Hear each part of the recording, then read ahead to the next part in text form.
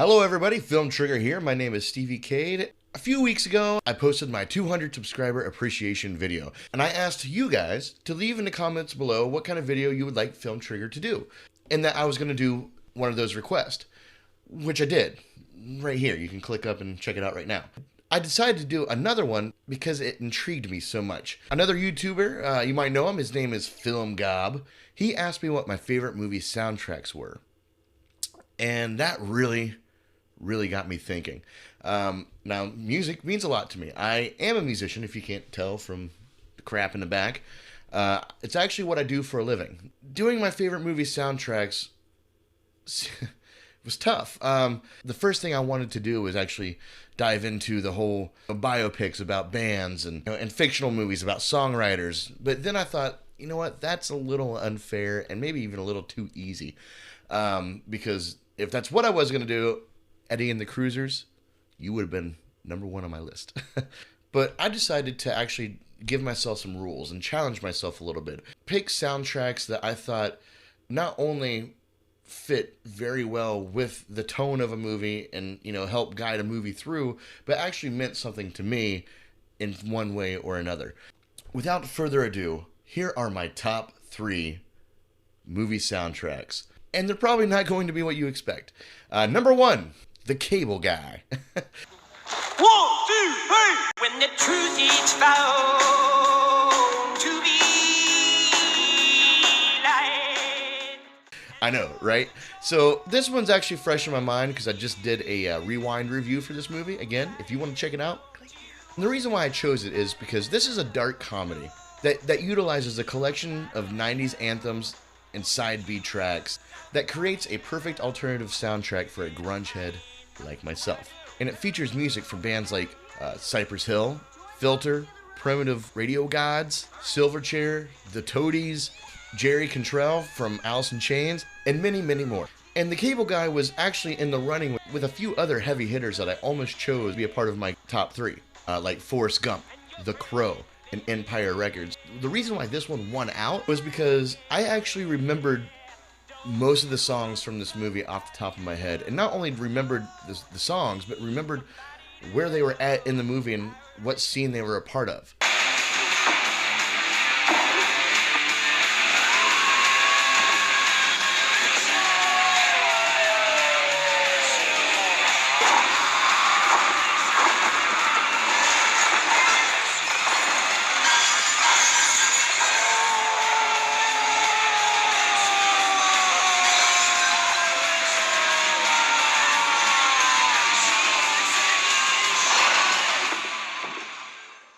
Not only does the soundtrack showcase the grunge and alternative genre, but it utilizes every song to create an ambience of every scene and to the overall tone of the movie. It's like when Spock had to fight Kirk on Star Trek. Best friends forced to do battle.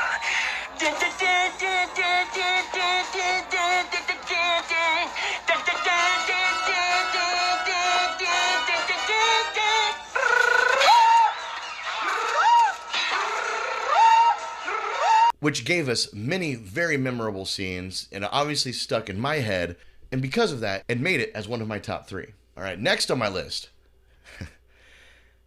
the original Nightmare on Elm Street.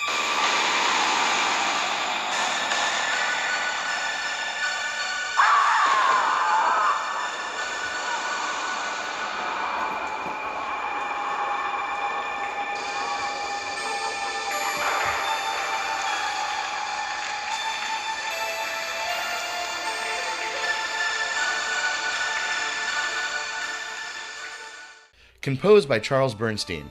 Now, this is one of the most iconic horror scores ever made, and it's truly, truly haunting.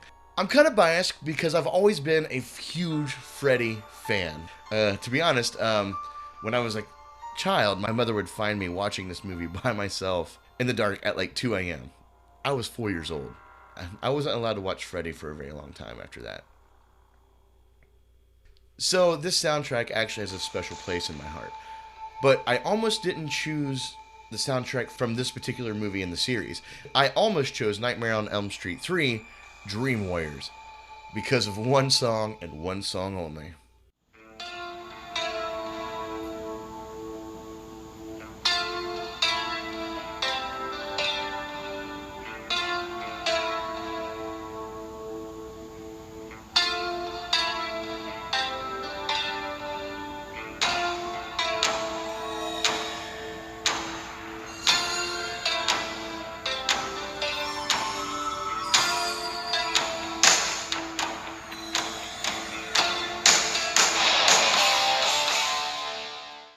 Dream Warriors by Dokken. Dude, this song rocks. This song not only rocks, but it is a true masterpiece that not only balances throughout the film, but parallels with the tone of the movie. Unfortunately, the soundtrack composed by Angelo Badalamenti is a second-rate, watered-down version of Charles Bernstein's original score, which is why I ultimately chose the first Nightmare on Elm Street movie. But Dokken, you get a solid honorable mention.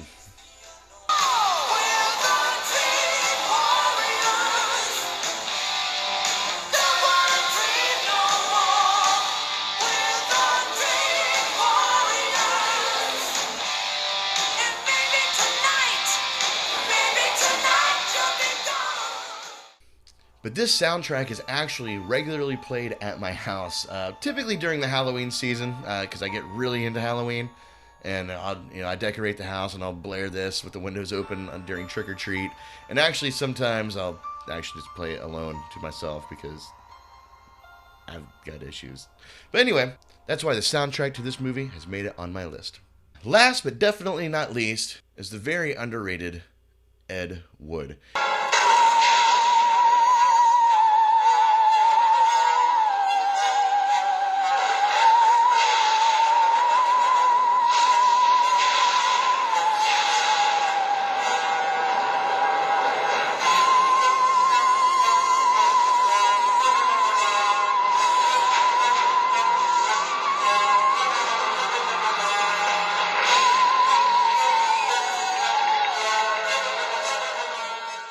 Which is a Tim Burton movie, but there was kind of a breakup between Tim Burton and Danny Elfman that ultimately led Tim Burton looking for a new composer for this movie.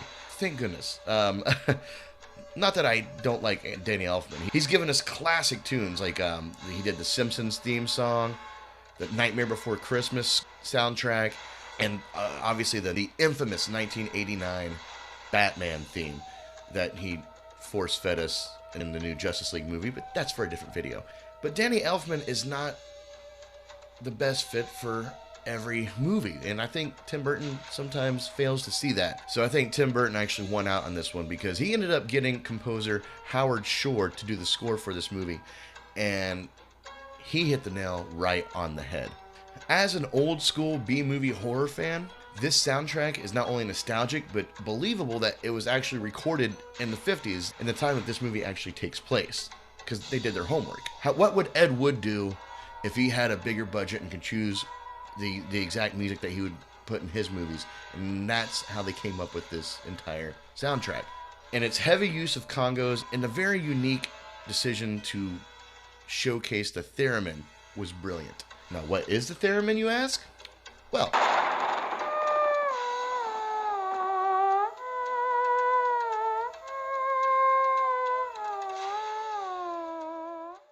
the theremin was accidentally invented by Russian spy Leon Theremin, and it produces sound by moving your hands in the proximity of two antennae, which affects their electromagnetic fields.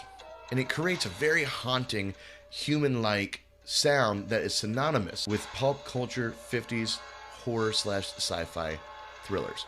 And it can actually even be heard in the latest Joker trailer. Check it out, see if you can pinpoint it.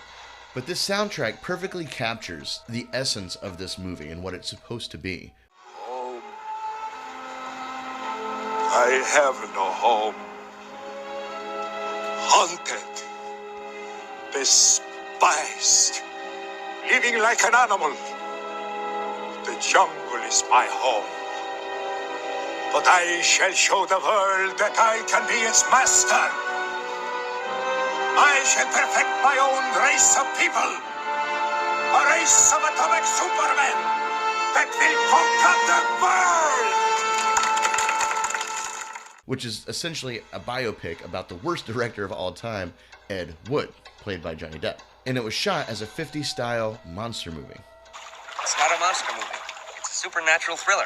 I find this soundtrack to be very relaxing. You know, you ever fall asleep to old school DVDs and the main menu just plays the same music over and over and over again? Yeah, I didn't have a problem with that. I actually would prefer that. You know, I would wake up and hear that music, and it put me right back to sleep. It's so relaxing. And that's why it made it on my top 3 movie soundtracks. So tell me, what are your favorite movie soundtracks? Did you like my choices? Make sure you go back and rewatch those movies and see if you agree with me or not. If you do or don't, either way, let me know in the comment section below. Also, be sure to hit that subscribe button and the bell ding thing so you get notified every time I upload a new video. Alright guys, thank you so much for watching. Stay trigger happy, my friends. Peace. And it creates a very haunting, human-like